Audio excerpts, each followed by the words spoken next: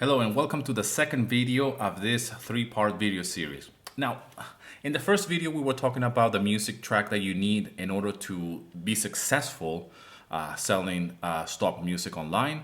And we were talking about the style of music that you compose and focusing on your strength basically, okay? So because we want to get this music out there as fast as possible. We want to build our portfolio as quick as possible, okay? So we don't have time to really try to learn a new style of music and flirt with the idea of how can we get better if our strengths already are already there somewhere else, okay? So you have decided what's your style of music that you're going to be composing. Remember, corporate music is not a genre. Corporate music is not a style, okay? So you could be doing pop, you could be doing rock, you could be doing electronic music for all that matters. And you could be doing that music style in a corporate kind of like fashion. Now, if you don't know what a corporate music track is, it's nothing more than music that is going to be working in the background or supporting some kind of like it could be a video training, it could be a slideshow, it could be a presentation. That corporate means that it's just a video where it's pretty much a marketing tool, okay? And it needs music, and most of the times this music track could be in different styles depending on what the client is looking for, okay? So now that we have the music track or the music style that you are going to be focusing on, plus you have done the edits, okay? And the edits again goes as follows: 60-second, 30-second, and 15-second edits of your music track, plus a sting, okay? This is the bare minimum that you should be doing with each and single music compositions that you have. And if you have already old music that is already sitting on your hard drive, you could be doing this with those old music tracks. If you don't know how to do this kind of edits, I go in detail on how to do this edits on my premium course, but more about that later on, okay?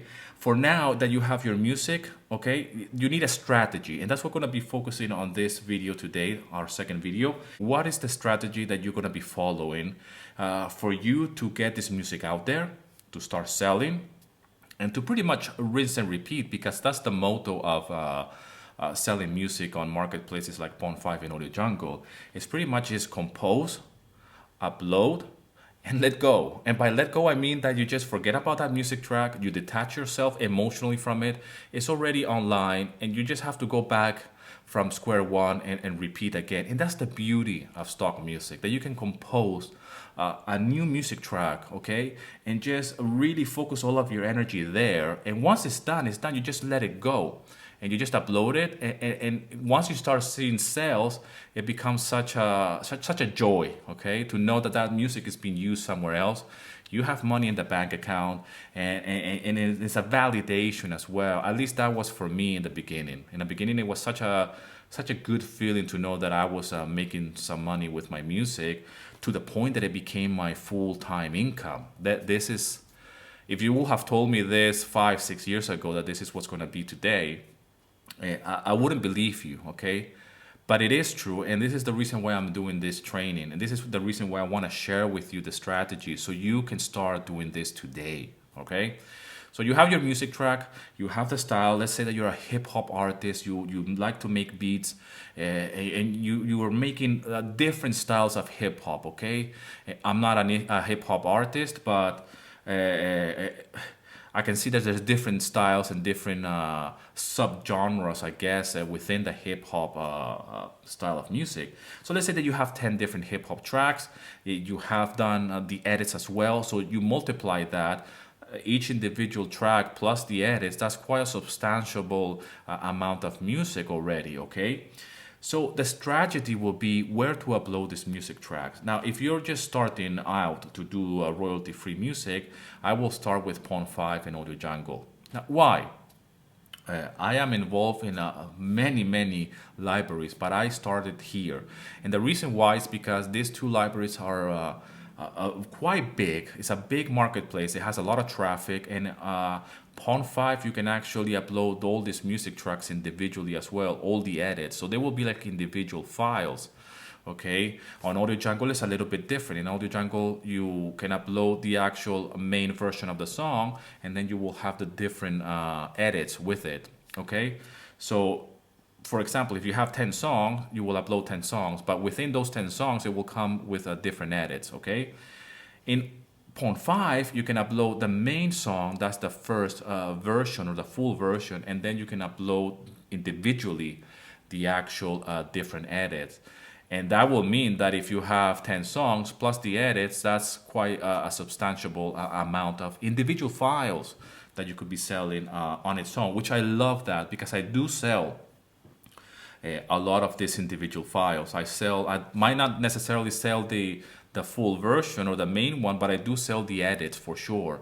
And this has been completely, this is like almost like the bread and butter of my business, to sell individual files, like small edits, 15-second edits, stings as well.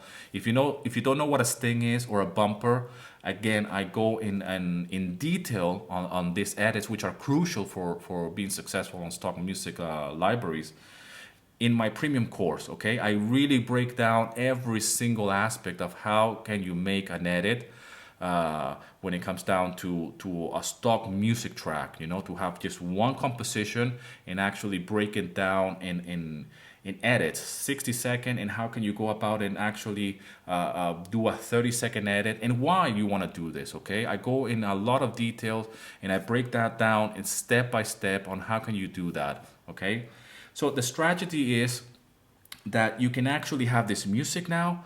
Okay, you have your edits and you go and join these libraries. So what's next? Okay, the next step is that you actually join these libraries on a non-exclusive basis. And why you want to do that? Because you're going to grab this same music track and you're going to upload that on Audio Jungle.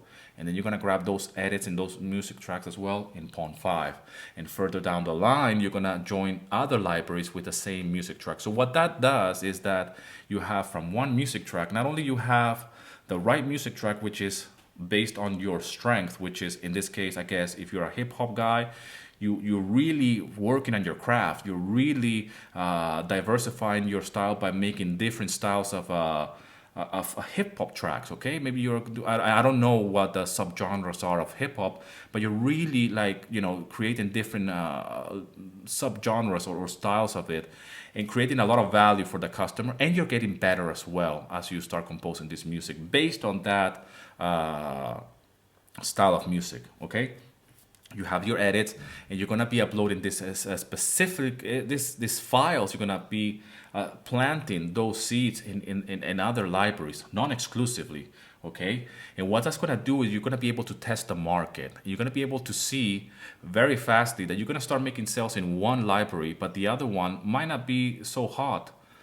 And this is where the fun begins, because once you start repeating that process, you're going to see that there are certain tracks that work very well in one library, but the other ones doesn't sell at all.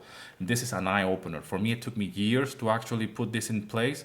Nowadays, I only run my business like this. Okay, I upload my music, and I actually just have received an email from Pond 5 saying that they just reviewed 6 music tracks, because I upload in bulk. So if I have one music track, I usually upload 6 or 7 files in one go.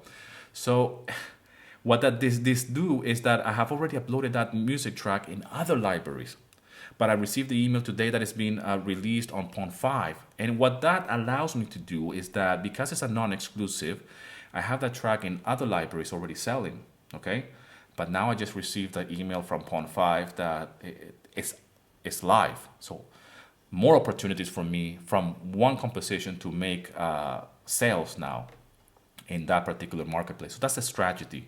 And it's what I call mass upload. And by mass upload, I mean that we focus on one library at a time. So what that will look like in real life is that one day, let's say that you compose your track, you have your edits. Monday, I upload to, let's say, Audio Jungle and Pond 5 in one go. Now, these songs are going to be released at different times depending on the actual review and the queue, okay? They don't go live the same day. Now, that is amazingly good for you, because that means that at different points without the week, they're going to start appearing online, okay? Now, the second day, what I'm going to be doing is grabbing those same files, those same music tracks, and go to other libraries, okay? And I go in detail in my premium course on how I actually do this. And I actually break it down step by step of how I do it from the beginning, from an idea, a composition, a music track, go through the whole arrangement, composition, mixing, mastering, the edits, and then the upload process. And what happens, okay? What happens next? You start uploading it, and that's your strategy. And that should be your main focus is to how can I grab this music and put it in all these different marketplace, okay? Number one rule of being successful selling stock music online is to go non-exclusive.